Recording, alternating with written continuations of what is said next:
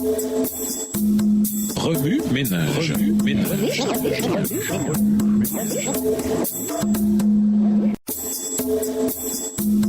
Remue ménage.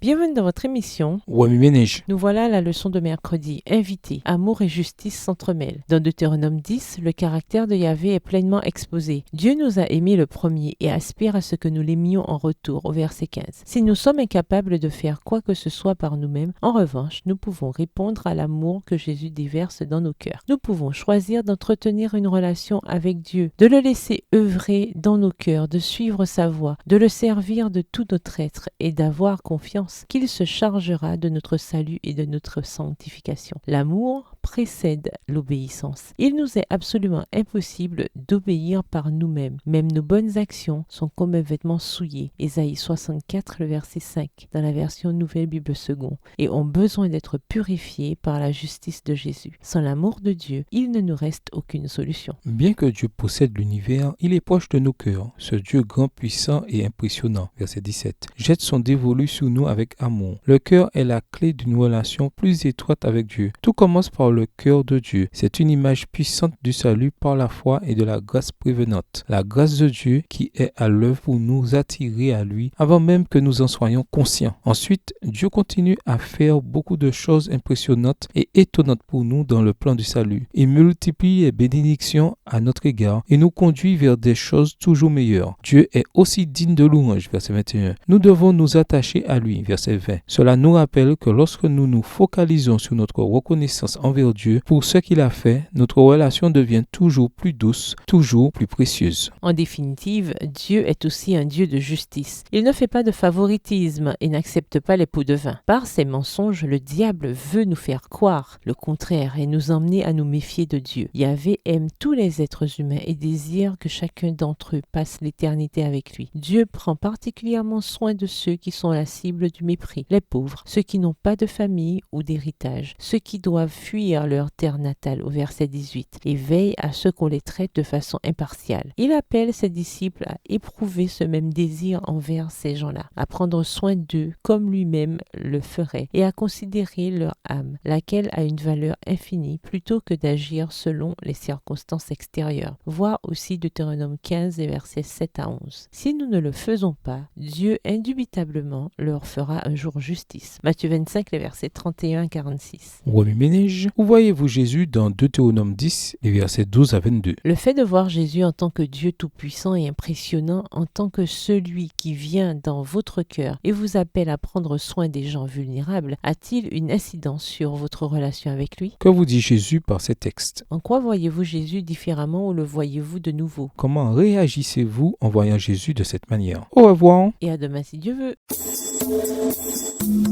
Remue ménage.